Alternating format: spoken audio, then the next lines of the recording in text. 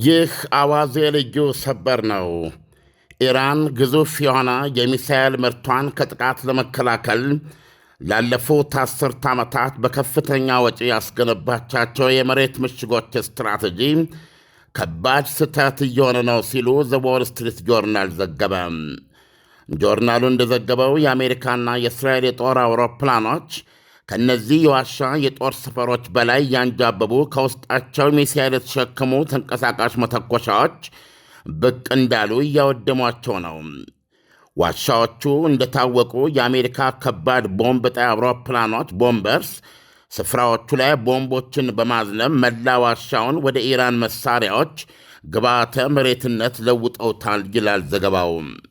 የቅርብ ቀናት የሳተላይት ምስሎች የኢራን ባለሥልጣኖች የሚሳኤል ከተማዎች በሚሏቸው በእነዚህ የዋሻ ለዋሻ ስፍራዎች ውስጥ አያሌ የሚሳኤሎችና የሚሳኤሎች መተኮሻ ንዳጅና ጭሶች ሲግለበለቡ ይታያል።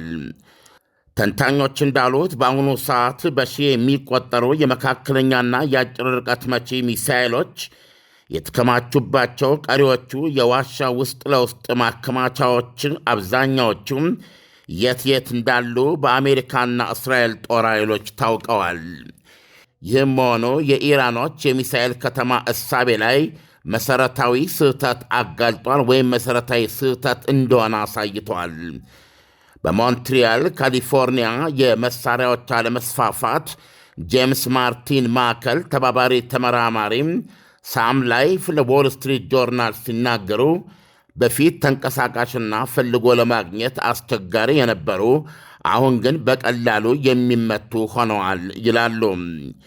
ይህ በእንዲህ እንዳለ የእስራኤል መከላከያም በሀገሪቱ 50 የጦር ጀቶች የከፋ ድብደባ የወደመው የኢራን የጠለቀ የመሬት ውስጥ ምሽግ ውስጥ አሁንም ድረስ ባለሥልጣኖች እየተጠቀሙበት ነበር ሲል አስታውቋል። የእስራኤል ኤታማዦር ሹሞች ሊቀመንበር ሌተናንት ጀነራል ኢያል ዛሚር ሲናገሩም እስራኤል የኢራንን አገዛዝ እያንኮታኮተችና የእስካሁኑ ድሎቿንም ይበልጥ እያጠናከረች ነው ይላሉ። ልክ የዛሬ ሳምንት ቅዳሜ እንደነጋ በተጀመረው የማጥቃት እርምጃ መንፈሳዊ መሪ አሊ ካሚኒ የተገደሉት ይህ እስራኤል አሁን ትናንትና በ50 የጦር ጀቶች የደመሰሰችው የጠለቀ የመሬት ውስጥ ምሽግ ይገኝበት የነበረ ቅጥር ግቢያቸው ወይም ቤተ መንግሥታቸው ነበረ። መንፈሳዊ መሪ በወቅቱ እዛ ምሽግ ውስጥ አልገቡም ነበር። የእስራኤል ጦር እንደሚለው ይህን በጥልቅ የተቆፈረና በተጠናከረ መልኩ የተገነባ ምሽግ ሙሉ በሙሉ ማጥፋት የተቻለው 50 የጦር ጀቶች እላዩ ላይ ባዘነቡበት ወደ 100 የሚደርሱ የቦምብ ናዳ ነው። ዋሻው ለአገዛዙ ከፍተኛ አባላት መሰባሰቢያነት ታለመም የተለያዩ መግቢያዎችና ክፍሎች ያሉትና ውስጥ ለውስጥ በርካታ የከተማዋን አውራ ጎዳናዎች የሚያቆራርጥ ዋሻ ነበረ። ይህ ባለብዙ አፍ ባለብዙ ክፍሎችና ባለብዙ አውራ ጎዳና አቆራራጭ የመሬት በታች ከተማ የተገነባው በአያቶላ አሊ ካሚኒ ቤተ መንግሥት ስር ነበረ። እንደ እስራኤል ጦር መረጃ ጠላቂና ጥልፍልፍ የክፉ ጊዜ ቤተ መንግሥት ዋሻ ውስጥ አሊ ካሚኒም ከተገደሉ በኋላ ያገዛዙ ከፍተኛ ባለሥልጣኖች እየተጠቀሙበት ነበረ። ምሽጉ በዚህ መልኩ ሙሉ በሙሉ መውደሙን ተከትሎ ውጤቱ ምን እንደሆነ ገና ግልጽ አይደለም። ምሽጉ ውስጥ ኢላማ የተደረጉ ባለሥልጣኖች ስማቸው አልተገለጸም። አይዴፍ እንደገለጸው መሠረተ ሰፊው ጥልቅ ውስብስቡና ባለብዙ ክፍሎች ግዙፍ የመሬት በታች የክፉ ቀን ቤተ መንግሥት አጠቃላይ ገጽታም ምን እንደሆነና እንደሚመስል የነደፈው የእስራኤል ወታደራዊ ስለላ ዲሬክቶሬት ምድብ 8200ና ምድብ 9900 ናቸው። የትናንቱ ፍጹማዊ ደምሳሽ ድብደባን ለማድረግ ያስቻለው ከሀ እስከ ፐ የመረጃና የነደፈ መረጃቸው ማፓቸው ወይም ደግሞ ካርታቸው የዓመታት ጥረት ውጤት መሆኑን ገልጿል። እንደ አይዴፍ ማብራሪያ ከሆነ ይህ ቴሄራን የሚገኝ የመሬት በታች ከተማም በዚህ ግጭት ውስጥ ለአያሌ ጊዜ ተደብድበዋል። የመጀመሪያው ጥቃት የካሚኒን ሕይወት ያጠፋው ሲሆን ሌላው ጥቃት ደግሞ 8 ባለሥልጣኖችን የገደለውና ከዚህ ውስብስብ ምሽግ አጠገብ ወይም አቅራቢያ ይገኝ የነበር ሕንፃ ነው። ባለፈው ማክሰኞ ደግሞ እንደዚሁ የፕሬዝደንታዊ ቢሮና የሀገሪቱ ከፍተኛ ብሔራዊ ደህንነት ጽሕፈት ቤቶችን ጨምሮ በውስብስቡ ውቅር ላይ የሚገኙ አያሌ ቦታዎች ተደብድበዋል። በተለይ አጠቃላይ ሥረ መሠረቱን ያወደመው የከፋና የገዘፈው የትናንቱ ድብደባ ከመሆኑ የተነሳም በርቀት የሚገኙ የቴህራን መኖሪያ ሕንፃዎች በሙሉ ተንቀጥቅጠው ነበር ይላል። ይህ በእንዲህ እንዳለ ሳውዲ አረቢያ ጦርነቱን ለማስቆም ከኢራን ጋር በቀጥታ እየተነጋገረች መሆኑ ታውቋል። ብሉምበርግ ትናንት አያሌ የአውሮፓ ባለሥልጣናትን ጠቅሶ እንደዘገበው ኢራን በሰላጤው አገራት ላይ የከፈተችው ዘመቻ እጅግ የከፋ ኢኮኖሚያዊ ክስረት ውስጥ እየከተታቸው ነው። ሳውዲ አረቢያ በቅርብ ቀናት ከኢራን ዲፕሎማቶች ጋር በጀርባ በመገናኘት ይህ ግጭት ከዚህ በላይ እንዳይክፋና እየቀዘቀዘ እንዲሄድ በጽኑ እያሳሰበች ትገኛለች። አያሌ የክልሉና የአውሮፓ ሀገራት ይህን ጥረት እየደገፉ ነው። የእስካሁኑ የሳዑዲ አረቢያና የኢራን ንግግር በደህንነትና በዲፕሎማቲክ ባለሥልጣኖች ደረጃ እንጂ ብዙ ከፍተኛ ባለሥልጣኖችን ያጠቃለለ ወይም የገቡበት ስለመሆኑ እርግጥ አይደለም። ኢራን ጦርነቱን ለማስቆም ከአሜሪካና እስራኤል ጋር ለመደራደር ገና ፍላጎት አላሳየችም። ይሁንና የአሜሪካኑ ፕሬዚደንት ዶናልድ ትራምፕ ትናንት በማኅበራዊ ገጻቸው እንደጻፉት ኢራን ሙሉ በሙሉ እጅ ካልሰጠች በስተቀረ ጦርነቱ አያበቃም፣ ከኢራን ጋር የሚደረግ ሽምግልናም አይኖርም ማለታቸው አይዘነጋም። የእስራኤሉ ጠቅላይ ሚኒስትር ቤንያሚን ኔታንያሁና የተባበሩት አረብ ኤሚሬቶች ፕሬዚደንት ሙሐመድ ቢን ዛይድ በዚህ ሳምንት በስልክ የተነጋገሩ መሆናቸውን ካን የተባለው የእስራኤል መንግሥታዊ ዜና ማሰራጫ ገልጿል። ኢራን በትናንትናው ዕለት ጎረቤቷ ኢራቅን ጭምር ኢላማ በማድረግ የባስራ አየር ማረፊያና በአገሪቱ ደቡብ ውስጥ የሚገኝ 2 የነዳጅ ተቋማትን በ4 ሰው አልቦች ለማጥቃት ሞክራለች። አንደኛዋ ሰው አልባ የባስራ አየር ማረፊያ የዕቃ መጫኛ ጣቢያ ላይ ወድቋል። ሁለተኛው ደግሞ ቡርጂሲያ በሚሰኝ ሰፊ ቅጥር ግቢ ውስጥ የሚገኝ የአሜሪካ ኩባንያን መጥቷል።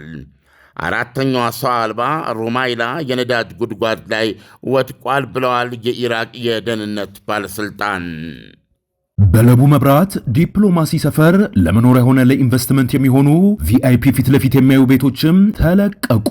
ከዚህ በፊት በድርጅቱ ተይዘው የነበረው ዝቅተኛ ፍሎሮችም ለሽያጭ ቀርበዋል። ከ6 ወር ጀምሮ የሚረከቧቸው ከ5% ቅድመ ክፍያ ማለትም ከ320 ሺህ ብር ጀምሮ የቤት ባለቤት መሆን ይችላሉ።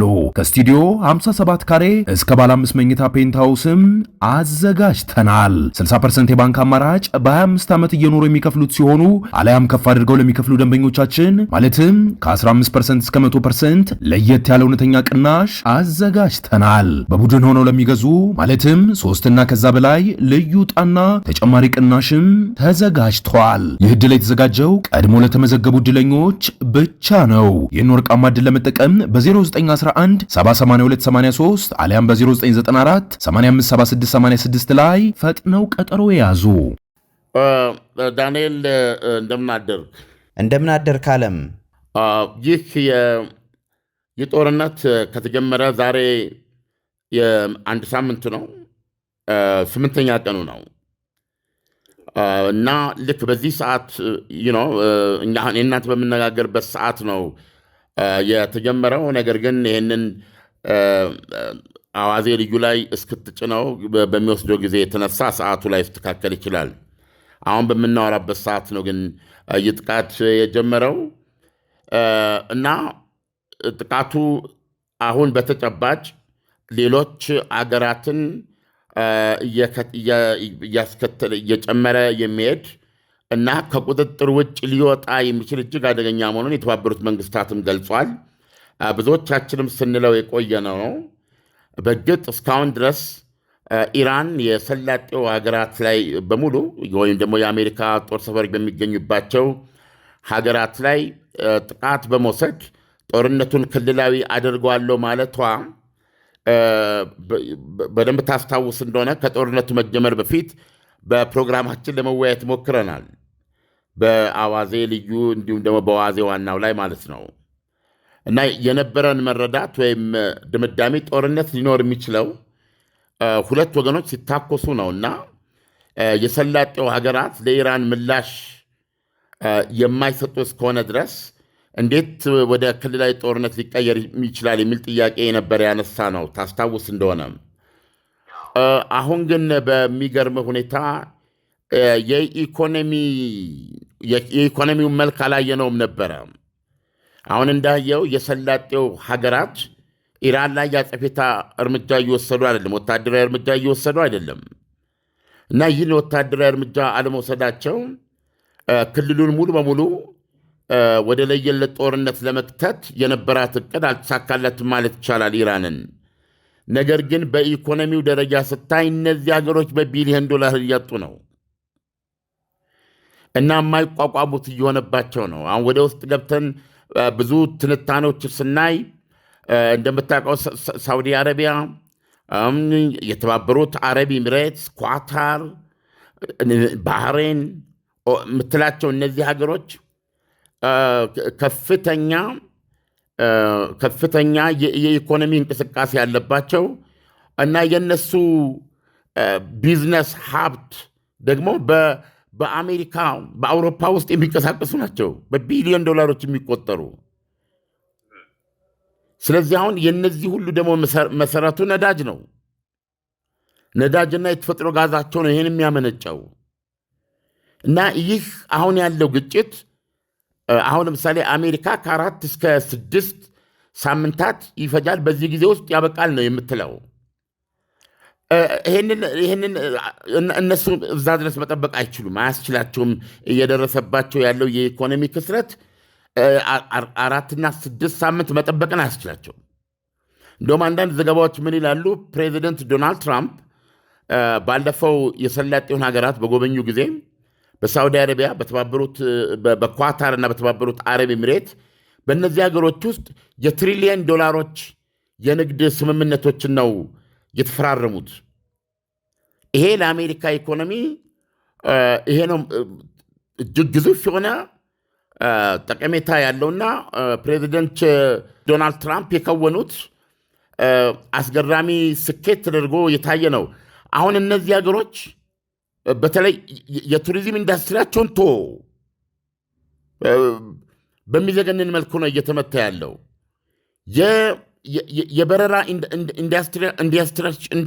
ኢንዱስትሪውም በዛ ደረጃ ነው እየተመታ ያለው። እንደገና አሁን ደግሞ የሆርሙዝ ሰርጥ በዚህ ሁኔታ ተጨማሪ 1 ሳምንት የሚቀጥል ከሆነ ቶታሊ ነዳጃቸውንም የተፈጥሮ ጋዛቸውንም መሸጥ የማይችልበት ሁኔታ ነው የሚመጣው። እንደዛ ነው የሚያቀርቡትና እጅግ የሚዘገንን የኢኮኖሚ ማጥ ውስጥ እየገቡ ነው ያሉት። እና ይሄም ደግሞ ዳይሬክትሊ ሳውዲ አረቢያና የተባበሩት አረብ ኤሚሬቶችና ኳታር ለአሜሪካ የተስማሙትን የገቡትን ስምምነት እንኳን ለመፈጸም የማያስችላቸው ሁኔታ ሊፈጠር እንደሚችል ነው የምታነበው። ስለዚህ አሁን ሳዑዲ አረቢያ በቀጥታ የኢራንን ባለሥልጣኖች እያገኘች ይህን ነገር እንዲያቀዛቅዙ የምታደርገው ጥረት ከዚህ አንጻር የሚታይ ነው ዳንኤል። እንደገና ደግሞ የተባበሩት አረብ ኤሚሬትስ ፕሬዚደንትና የእስራኤሉ ጠቅላይ ሚኒስትር መነጋገራቸውም ከዚህ አንጻር የሚታይ ነው። ስለዚህ በዚህ ደረጃ የኢራን ስትራቴጂ እየሰራ መሆኑን በግልጽ ታያለ። ምንድነው ስትራቴጂ? እንግዲህ 2 ስትራቴጂዎች ነበሩ ሲነገሩ የነበረው።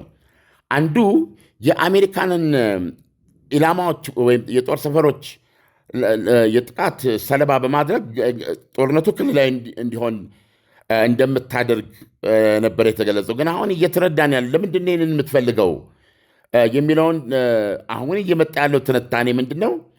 ይሄ ምንድን ነው የሚረዳት ለኢራን ጦርነቱን እሷ ሳታቋርጥ እየተኮሰች ማለት ነው። ለምሳሌ አሁን እስራኤል ላይ ቢያንስ 2-3 ጊዜ ትናንት ምሽቱን እንደዚህ አይነት ሩምታዎች ነበሩ። ያው የማክሸፉ ስኬት እንደተጠበቀ ሆኖ በሰው ላይ የደረሰ ጉዳት የለም። ባይደርስም 2-3 ጊዜ ተተኩሷል ማለት ነው። እንደዚሁም ጠዋት እንደዚህ የሚቀጥል ነው። በሰላጤውም ሀገሮች ላይ ይሄ ነገር የሚቀጥል ነው። እየተታኮሰች አንዳንድ ጊዜ ኢላማዎች እያገኘች እየመታች እሷ እየደረሰባት ያለው ጉዳት ደግሞ እጅግ የገዘፈ ነው። ለምሳሌ አሜሪካኖች እንደሚያቀርቡት ባህር ኃይልና አየር ኃይል የሚባል የላትም። ኖክድ አውት።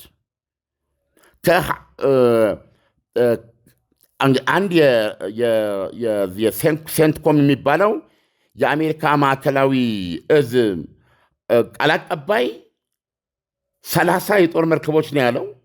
ከዶናልድ ትራምፕ ደግሞ ወይም ደግሞ ከዋይት 24 የሚል ነው የሰማሁት። እነዚህ 24 መርከቦች ወይም 30 መርከቦች ሰጥመዋል። አሁን እንደነገርኩ የሚሳኤል ክምችቱ የሚሳኤል ከተሞች የሚባሉት ማለት ነው። ኢራኖች ሚሳኤሎቻቸውን ሰርተው ከመሬት በታች ነበር የሚያስቀምጧቸው እስከ መተኮሻዎቻቸው። ተንቀሳቃሽ መተኮሻዎች ማለት ይሄ ቁመታቸው እጅግ የረዘመ መኪናዎች ማለት ናቸው። እጅግ ረጅም ሚሳኤሉ ከጀርባቸው መጫን የሚችሉና ከቦታ ቦታ እያንቀሳቀስክ ኢላማ ላይ እያሰርክ የምትተኩስባቸው ናቸው። እነዚህ ሁሉ ከመሬት በታች ብዙ ቦታ ላይ ተከማችተው ይገኙ የነበሩት። ስለዚህ ነው የሚሳኤል ከተሞች የሚል ስያሜ ያለው የዋሻ ክምችት ነው። እሱን ሁሉ እያነደዱት ነው አሁን ያሉት። እና አሁን አሏት ከሚባሉት መተኮሻዎች ውስጥ 200 እና 300 ያህል እንደቀሩ ነው የሚናገሩ። ብዙ የሚጠቅሷቸው ወታደራዊ ስኬቶች አሏቸው። የኢራን ስኬት ደግሞ ምንድን ነው? አንደኛ አሁን ራሽያ በቀጥታ ገብታበት ኢላማ በማሰር እየረዳቻቸው ነው የተባለው።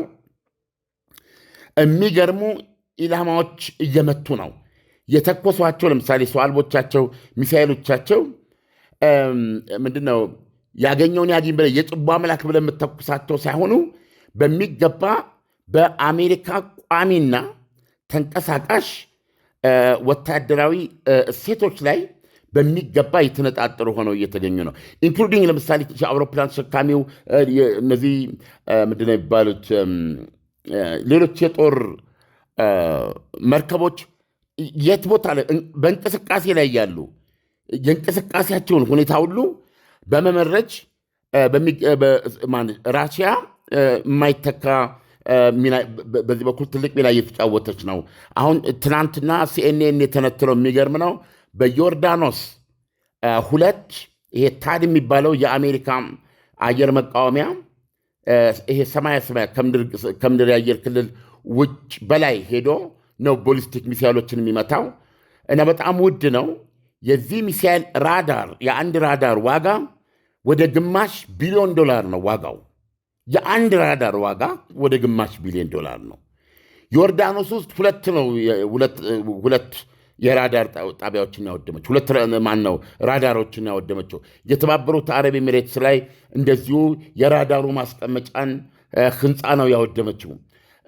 እንደዚህ አይነት የጠቀሷቸው ወድመው የሚታዩ በትክክል የተመቱ ኢላማዎች አሉ፣ ብዙ ናቸው። እና እንዴት ነው ይህንን ልታደርግ የቻለችው? ኢራን ያላት የሚሳይል ክምችትን በለው ኢቨን በራሷ መንገድ ልታነጣጠር እንደዚህ የምትችልባቸው ቴክኖሎጂዎች ወድመዋል። እና አሁን ምንድን ነው እየተባለ ያለው? አጠቃላይ የማለሙን የሳተላይት መረጃ የመሳሰለውን በመስጠት ራሽያ በቀጥታ ኢራንን እያገዘች ነው የሚል ነው። ስለዚህ አሁን የኢራኖች ስትራቴጂም እየሰራ ነው ልል ፈልጌ ነው። የኢራኖች ስትራቴጂ ይሄን ጦርነት ለምሳሌ ትናንትና ዶናልድ ትራምፕ እጃችሁን ስጡ፣ ከወገባችሁ ቅንጥስ ከጉልበታችሁ ሸብረክ ብላችሁ ተንበርክካችሁ ይቁምልን እስክትሉና የሚቀጥለውን መሪ አሜሪካ የምትቀበለው መግባባትና ምንድነው በሀገሪቱ ሰላም ማስፈን የሚችል ሰው እስኪሆን ድረስ አሜሪካ ድብደባዋን አታቆምም የሚል ነው መግለጫቸው። አየህ፣ እዚያ አሁን ደግሞ የምትሰማው ነገር ምንድን ነው? የሰላጤው ሀገራት አልቻሉም። አየህ፣ የአሜሪካው ፕሬዚደንት ይህንን ቢሉም እና ጦርነቱን በዚህ መንገድ ኢራንን በማንበርከክ ለማሸነፍ ከ4 እስከ 6 ሳምንት ብቻ ይበቃናል ቢሉም ከ4 እስከ 6 ሳምንት መጠበቅ አይችሉም። የሰላጤው ሀገራት ከፍተኛ በቢሊየን የሚቆጠር ዶላር ነው እያጡ ያሉት። ይሄም ለራሳቸው ለዶናልድ ትራምፕ ቃል የገባላቸውን የትሪሊዮን ዶላሮች ኢንቨስትመንት መቀጠል የማይችሉበት ሁኔታ ውስጥ የሚከታቸው ነው። ነዳጆቻቸውን መሸጥ መላክ የማይችሉበት ሁኔታ እያመጣ ነው የሚለውን አሁን በስፋት እያነበብን ያለ ነው። ስለዚህ በዚህ በኩልም የኢራን ስትራቴጂ እየሰራ ስለሆነ ይኸውም ሳውዲ አረቢያ በጓሮ በር እባካችሁ ይህን ነገር አቁሙልን እያለች ነው። ስለዚህ ጦርነቱን የማስቆሙ ጉዳይ የሰላጤው ሀገራት ሊሆን እንደሚችል ነው የሚታየው። ከዚህ አንጻር ነው የሳዑዲ አረቢያ ከኢራን ጋር፣ የተባበሩት አረብ ኤሚሬትስ ፕሬዚደንት ደግሞ ከጠቅላይ ሚኒስትር ኔታንያሁ ጋር ያደረጉት ውይይት የሚታየው። ዳንኤል በለቡ መብራት ዲፕሎማሲ ሰፈር ለመኖሪያ ሆነ ለኢንቨስትመንት የሚሆኑ ቪአይፒ ፊት ለፊት የሚያዩ ቤቶችም ተለቀቁ። ከዚህ በፊት በድርጅቱ ተይዘው የነበረው ዝቅተኛ ፍሎሮችም ለሽያጭ ቀርበዋል። ከ6 ወር ጀምሮ የሚረከቧቸው ከ5% ቅድመ ክፍያ ማለትም ከ320 ሺህ ብር ጀምሮ የቤት ባለቤት መሆን ይችላሉ።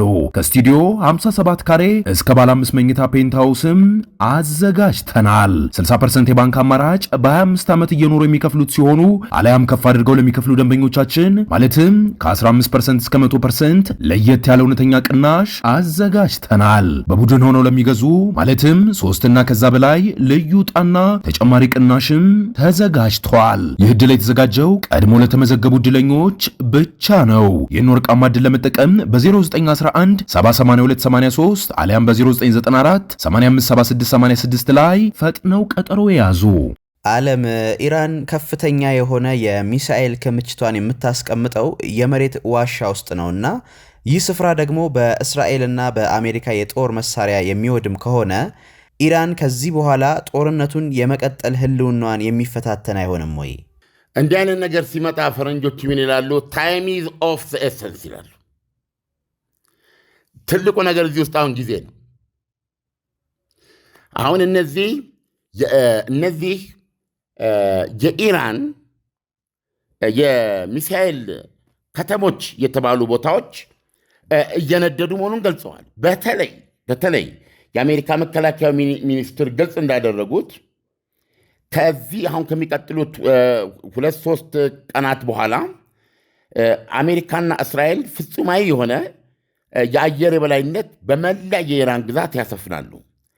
ከዛ በኋላ ድብደባውን የሚያካሄዱት አውሮፕላኖች በአብዛኛው እነዚህ ቢ52ቶችና ቢ2ቶች የሆኑና የሚጣሉት ቦምቦችም ደጋግመን ሰርትነዋል። 217 ኪሎ ግራም እና 870 ኪሎ ግራም የሚመዝኑት ይሆናሉ። የዚህ ዓላማ የሀገሪቱ መከላከያ ሚኒስትር ሄግሴት እንዳለው ከሆነ የኢራን ምድር ላይ ከሰማይ እልቂትና ውድመት ማድረስ ነው ብሏል። እነዚህ ያልኩ አሁን የታወቁ ያልኩ የአንደርግራውንድ የሆኑ የኢራን የሚሳኤል ማከማቻ፣ የመተኮሻ ማከማቻ የመሳሰሉት ኦልሬዲ ታውቀዋል። እየነደዱ ነው ያሉት። እነሱ እናነዳለን ነው ያለውን ጠቅላላ በመሪ ደረጃ የቀራቸውን ሁሉ ኢላማ እናደርጋለን የሚል ነው። አየም ይሄ ዋናው እስካሁን ከተደረገው ውስጥ የባሰውና የከፋው እንደሚሆን የተገለጸበት ነው። እንደውም አሁን በፊት ለፊቴ የማየው ዜና ፕሬዚደንት ዶናልድ ትራምፕ ከላይ ሌላ እየተናገሩ እግረኛ ግን ወደ ኢራን ለማንቀሳቀስ ውስጥ ለውስጥ እየተዘጋጁ መሆኑን ነው የሚናገረው። አየህ፣ ስለዚህ አሁን ኢራኖች በዚህ ጊዜ ሂደት ውስጥ ነገርኩህ፣ አሁን ጦርነቱ ታይም ላይ ነው። የሚደርስባቸውን ምትና መከራ ችለው የባሰበት ፈንድቶ ይሄን ጦርነት እንዲያስቆመው የመጠበቅ ነው። እንደዛ መጠበቅ የማያስችላቸው ሁኔታ ማምጣት ቢችሉ አሜሪካና እስራኤል ድሉ እነሱ ባሉት ነው የሚሆነው። ግን በጣም በእርግጠኛነት መንገር የሚቻለው ከ4 እስከ 6 ሳምንት መቀጠል የሚችል ጦርነት አይደለም። በዚህ መልኩ ኢራን የሰላጤው ሀገራት ላይ መተኮስ እስከቻለች፣ ቁልፉ ጥያቄ ኢራን የሰላጤው ሀገሮች ላይ መተኮስ መቻል የለባትም። አሜሪካና እስራኤል የሚሉት ትክክለኛ እንዲሆን ካስፈለገ እንግዲህ እነሱም የሚሉት ይህንን ነው። ኢራን እየተኮሰች ያለችው ልባደግ የአሜሪካ ጦር ሰፈሮች ላይ ብቻ፣ እንደውም በዋነኛነት እየተኮሰች ያለችው ኢኮኖሚያዊ እንቅስቃሴ ላይ ነው፣ ወይም የሰላጤው ሀገሮችን ታጋች እያደረገቻቸው ነው። አየህ፣ ታጋች ያደረገቻቸው ማለት ኢኮኖሚያቸው ተኩሰውም ሳይተኩሱም ሊያድኑት የማይችሉት ሁኔታ ነው የገጠማቸው። ስለዚህ የነሱ ኢኮኖሚ ይተርፍ ዘንድ ይሄ ጦርነት በፍጥነት መቆም አለበት። አየህ፣ ይሄንን ግን ኢራን ተጨባጭ ለማድረግ ቢያንስ ለሌላ 1-2 ሳምንት መተኮስ መቻል አለባት። ዳንኤል መተኮስ መቻል አለባት። ያንን ካልቻለች ድብደባው ሞር እያጥለቀለቃት መሪዎቿም እየታደኑ ሊያልቁና በአጠቃላይ ሽንፈት ጦርነቱ ሊደመደም ይችላል። ነገር ግን የቻሉትን ችለው አሁን ያልኩን በጊዜ ውስጥ ያለውን ጨዋታ መጫወት ከቻሉ የግድ ይሄ ጦርነት በሶስተኛ ወገኖች ጣልቃ ገብነትም ቢሆን መቆም አለበት። አለበለዛ ከምናስበው በላይ እየከፋና ሌሎች ሀገሮችን በቀጥታ እየጨመረ የመሄድ አስፈሪ ሲናሪዮ ያለው ነው። ስለዚህ ሁላችንም እውነቱን ለመናገር እንደ ዓለም በቋፍ ላይ ነው ያለነው። ዳንኤል፣ ዓለም ኢራን ከእስራኤልም ሆነ ከአሜሪካ ለሚደርስባት የሚሳኤልም ሆነ የሰው አልባ ጥቃት ራሷን የምትከላከልበት ጸረ ሚሳኤል አላት ወይ? የጸረ ሚሳኤል ሲስተም የላትም ማለት ደግሞ ጦርነቱን ራሷን እየተከላከለች ሳይሆን የምትዋጋው ይበልጥ እየደማችና እየቆሰለች አይሆንም ወይ? አንተ እንዴት ታየዋለህ? ሳይታለም የተፈታ ነው ማለት ኢራኖች የውጊያ ስትራቴጂያቸው አንዱ ፔን መቻል ነው፣ ህመሙን መቻል ነው፣ ምቱን መቻል ነው፣ ውድመቱን መቻልና ሰርቫይቭ ማድረግ ነው፣ መትረፍ ነው። ለምን አሁን ቅድም ያለውን ነው ታስደግመኝ። የሰላጤው ሀገሮች ህመም ስትራቴጂካዊ ሊሆን ይችላል። አየህ፣ ለምሳሌ ከሚተነተኑ ነገሮች ዱባይ በዚህ ከቀጠለ የዓለም የኢኮኖሚ ሴንተርነቷን ስጋት ውስጥ ሊገባ ይችላል።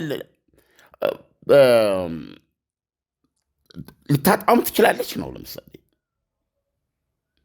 አየህ፣ እነዚህ ሀገሮች በከፍተኛ ኢንቨስትመንት፣ በከፍተኛ ብልጠት፣ ዲፕሎማሲያዊ፣ ወታደራዊ ትስስር የሰሩት ሰላም ነው እኮ። ትልቁ እኮ ዋጋ፣ ትልቁ ኢንቨስትመንታቸው በዛ ሁከትና ሀኬት፣ በዛ ከእግር በታች ነዳጅ፣ ከእግር በላይ ሃይማኖት በሚግለበለብበት፣ በእውነት ነው የምነግርህ፣ እሳትና ቤንዝን በሆነ ክልል ውስጥ የመረጋጋትና የሰላም ደሴት ሆኖ ለ10 ዓመታት መጎምራት ዝም ብሎ የሚመጣ አይደለም። ብዙ ስራ አለው። አሁን ያ ሰላም፣ ያ ኢንቨስትመንት እኮ ነው።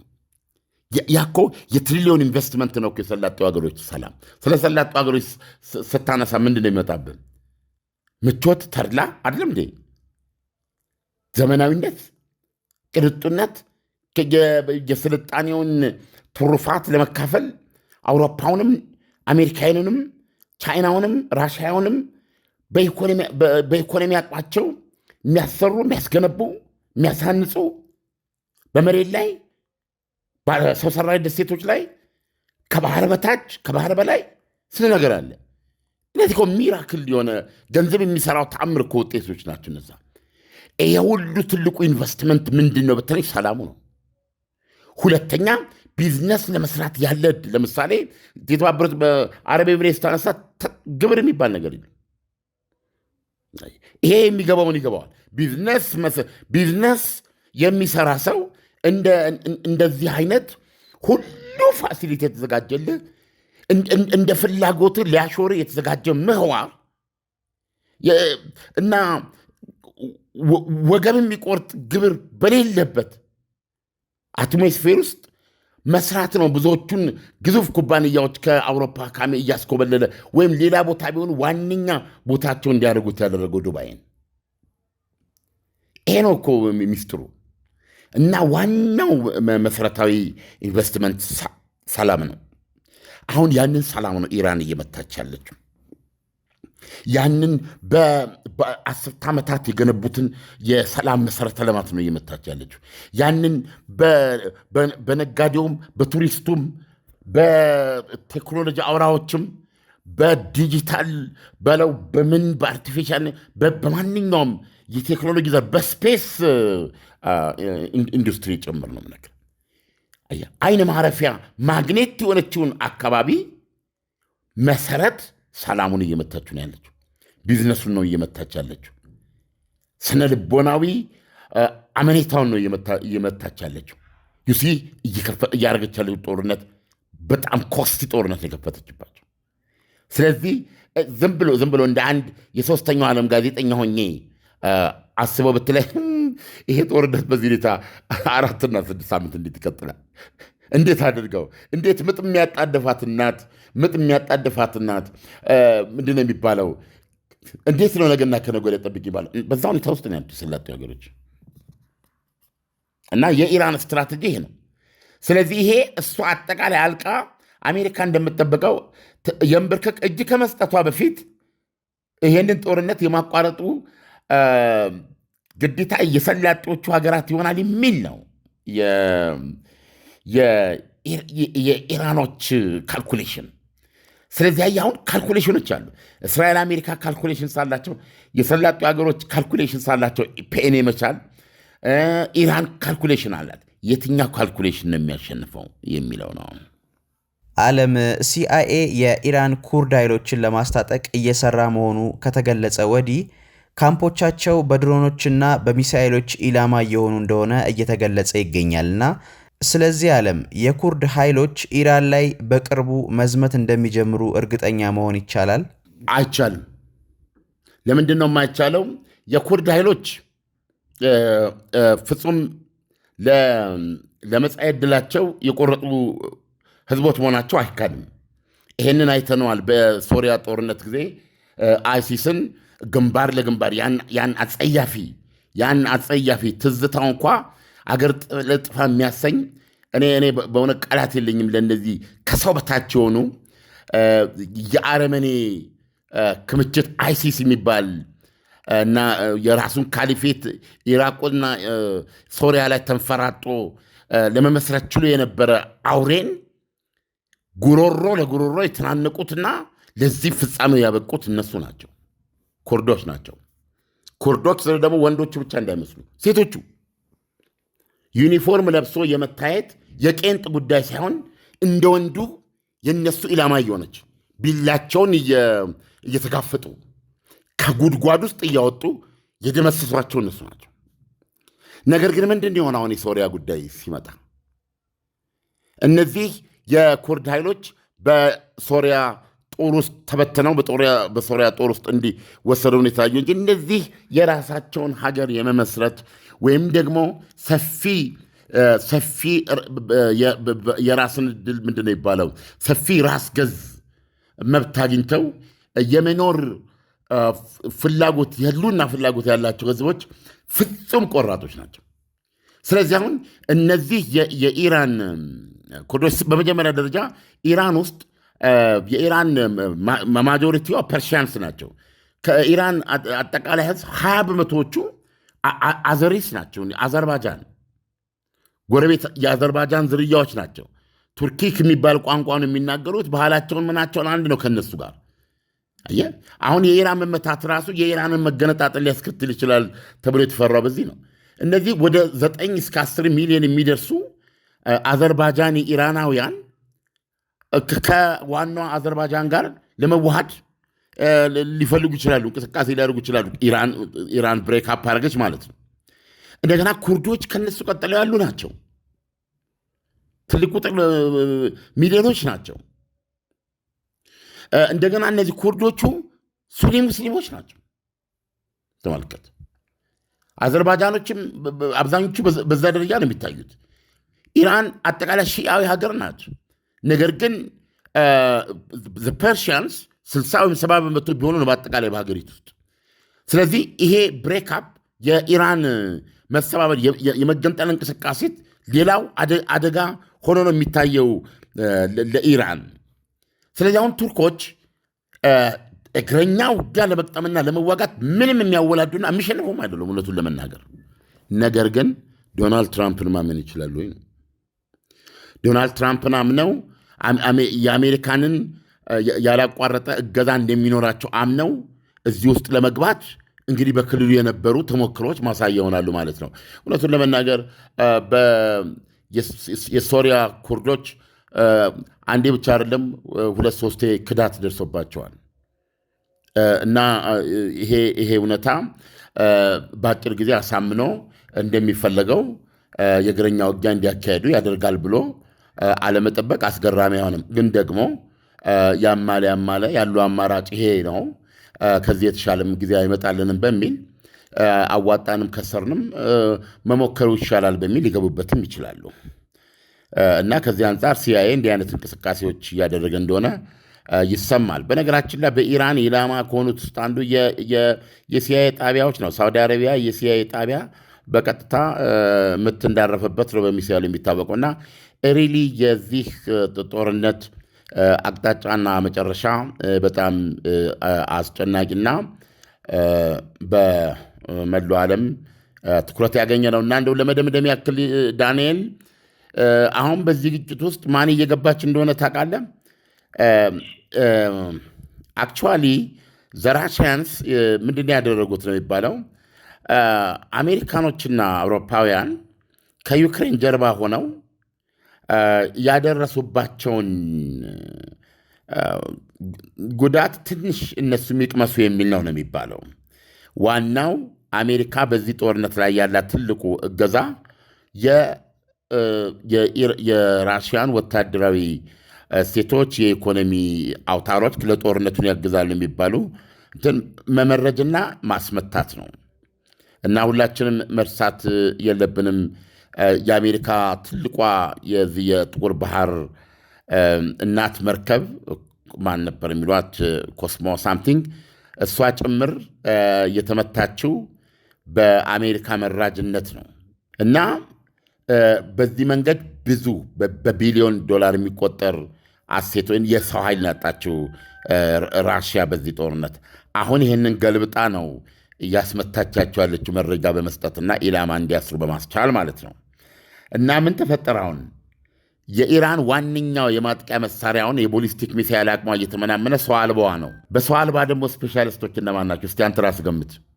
የኢራንን ሰው አልቦች በመፋለም ስኬታማ የሆኑ ስፔሻሊስቶች እነማን ናቸው? ዘለንስኪና ዩክሬን ናቸው። የዩክሬን ኤክስፐርቶች ወደ መካከለኛው ምስራቅ እንዲሄዱ ነው የምነግርህ። እነሱም የራሳቸው ጥያቄ አላቸው።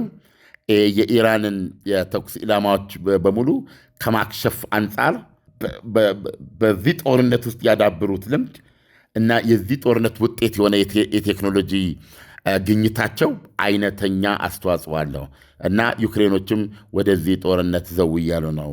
ዳንኤል፣ መልካም ቅዳሜ ይሆንልህ እና አድማጮቻችን ይጠብቁን። በዋናው አዋዜ ላይ እና እንዲሁም በአዋዜ ልዩ ላይ የሚጫኑ ዛሬ ቅዳሜ አሃዱ ላይ